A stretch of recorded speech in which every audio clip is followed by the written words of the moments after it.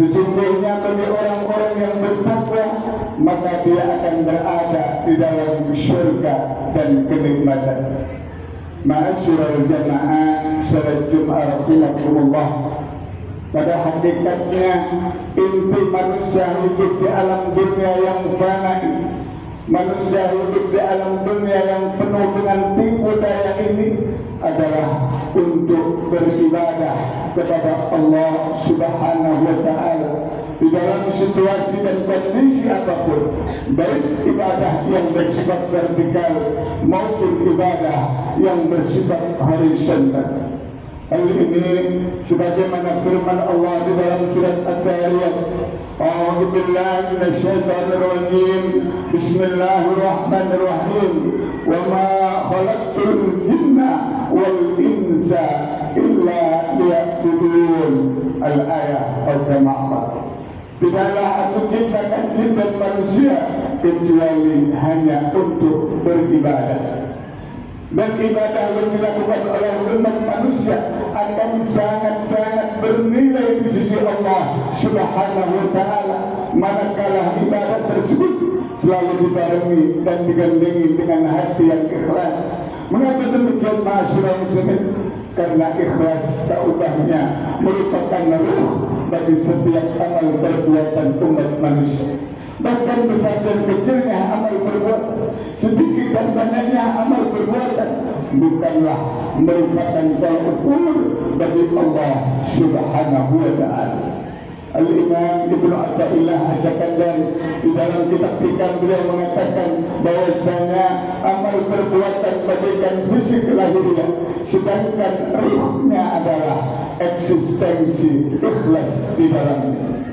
Sejalan dan seiring dengan hal tersebut, di dalam surat Al-Bayyinah Allah Subhanahu wa Ta'ala menegaskan, A'udzu billahi minasyaitonir rajim. Bismillahirrahmanirrahim. Wa ma umiru illa liya'budullaha mukhlishina lahu-d-din hunafa. Al-ayah al-Qamar. Padahal mereka tidak disuruh kecuali hanya untuk menyembah kepada Allah dengan memurnikan ajaran agama yang lurus. Ma'asyiral jamaah salat Jumat rahimakumullah. Di dalam ayat tersebut terdapat kata mukhlisin yang konotasinya bagi hamba-hamba Allah yang beribadah kepadanya. Artinya di dalam setiap ibadah manusia dituntut agar ikhlas dan ikhlas karena Allah Subhanahu wa Ta'ala. Lantas bagaimanakah definisi daripada ikhlas itu? Ikhlas ialah memurnikan tujuan ibadah semata-mata karena Allah Subhanahu wa Ta'ala, bukan karena pamrih, bukan karena riya ataupun karena tujuan sesaat yang lain. Sekedar memberikan contoh dan membukakan cakrawala ingatan kita bahwasanya pernah terjadi di zaman baginda Rasulullah Muhammad sallallahu alaihi wasallam. Ada seorang pemuda yang berbuat kebaikan, tetapi dia berharap balasan dan apresiasi dari kebaikannya tersebut. Untuk itulah di akhir surat Kahfi Allah Subhanahu wa Ta'ala mengingatkan, A'udzu billahi minasyaitonir rajim. Bismillahirrahmanirrahim. Faman kana yarju liqa'a rabbih falyamal 'amalan shalihan wa la yusyrik bi ibadati rabbih ahada. Al-ayah al-Qamar. Barang siapa yang menginginkan berjumpa dengan Tuhannya, maka hendaknya ia beramal saleh dan janganlah menyekutukan dalam beribadah kepada Tuhannya. Ma'asyiral jamaah salat Jumat rahimakumullah. Demikian pula di dalam sebuah kisah yang lain, ada seorang pemuda datang seraya bertanya kepada baginda Rasul, "Ya Rasulullah, bagaimana pendapatmu tentang seseorang yang berjuang untuk mendapatkan upah dan sanjungan? Apa yang telah diperolehnya?" Spontan baginda Rasulullah Muhammad sallallahu alaihi wasallam menjawab, "Dia tidak akan mendapatkan apa-apa." Kemudian baginda Rasulullah Muhammad sallallahu alaihi wasallam bersabda, "Inna Allah la yaqbalu minal amali illa ma kana lahu mukhlishan." Al-hadis al-Qamar. Sesungguhnya Allah Subhanahu wa Ta'ala tidak menerima amal ibadah umat manusia kecuali dilakukan dengan hati yang ikhlas dan hanya mencari ridha Allah Subhanahu wa Ta'ala. Al-Imam Ibnu Athaillah As-Sakandari telah membagi ikhlas menjadi 3 tingkatan. Tingkatan yang pertama, ikhlasul ubad, di mana seseorang melakukan ibadah murni karena Allah Subhanahu wa Ta'ala, tetapi dalam tingkatan ini seseorang masih mengharapkan balasan dari Allah, seperti dimasukkannya ke dalam surga ataupun diselamatkannya dari panasnya api neraka. Tingkatan yang kedua yaitu ikhlasul mukhbin, di mana seseorang melakukan ibadah murni karena Allah Subhanahu wa Ta'ala, tetapi dalam tingkatan ini seseorang masih belum bisa menghilangkan kata aku di dalam setiap ibadahnya.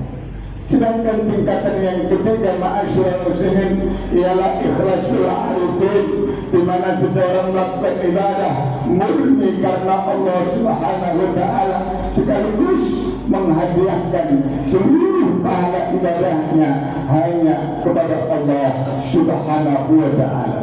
Itulah tingkatan ikhlas menurut Al-Imam Ibnu Athaillah As-Sakandari. Dari keterangan dan uraian Ibnu Athaillah di atas dapatlah disimpulkan bahwasanya kedudukan umat manusia di mata Allah Subhanahu wa Ta'ala sangatlah berbeda-beda tergantung kadar keikhlasannya masing-masing.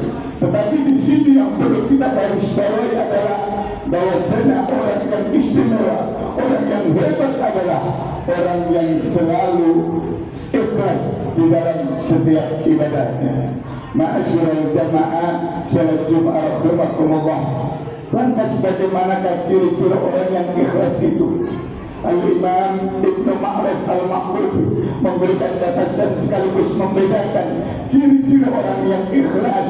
Di antaranya, orang yang ikhlas akan menyembunyikan perbuatan baiknya sebagaimana ia menyembunyikan perbuatan jelek yang pernah ia lakukan. Mudah-mudahan Allah Subhanahu wa Ta'ala selalu menancapkan rasa ikhlas di hati kita masing-masing, selalu menyelamatkan wilayah kita, selalu menyelamatkan anak turun kita, dan pada akhirnya Allah Subhanahu wa Ta'ala akan memasukkan kita semuanya ke dalam surganya. Syukur-syukur dikumpulkan dengan baginda Rasulullah Muhammad sallallahu alaihi wasallam. Amin amin ya rabbal alamin. A'udzu billahi minasyaitonir rajim. Bismillahirrahmanirrahim. Wal 'asr innal insana lafi khusr illa alladziina aamanu wa 'amilus shalihati wa tawassaw bil haqqi wa tawassaw bis sabr. Barakallahu li wa lakum bil Qur'anil azim wa nafa'ani wa iyyakum bima fihi min al-ilm wa